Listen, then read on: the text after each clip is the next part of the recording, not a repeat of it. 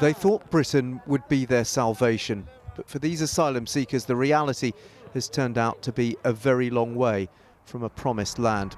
Many have spent months in hotels like this one near Heathrow with little idea of when their case will be heard, in conditions many claim are totally unsatisfactory.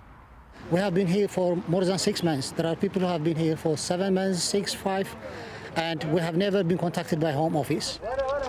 Among them, several families with young children with little to occupy them. It's really bad. It's like we are in prison, not in the hotel. We came here in UK because we wanted a better life. I didn't know it was going to be like this. If it was like this, I wouldn't come here. His brother Harriet has brain damage, yet it was only thanks to a local church he was provided a wheelchair. A family who escaped ISIS in Iraq now feels trapped in a system they feel is utterly inhumane.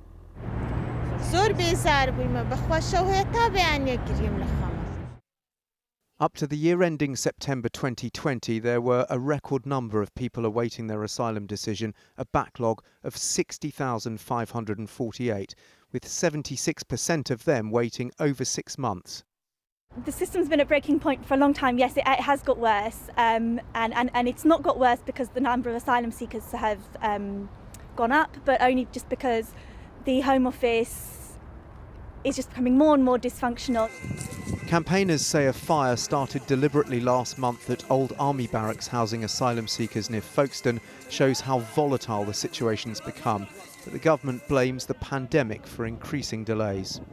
We're now accommodating far more people than would ordinarily be the case, and that's caused a number of delays as well. So the pandemic has had a huge impact on the asylum system. We are working on new legislation that will be implemented and introduced later this year to make the asylum system work a lot more effectively, to get decision-making done more quickly. But some have been waiting much longer than the 6 months, which used to be the target. Stella hasn't heard anything for 2 years. I've been under a lot of depression, a lot of flashbacks.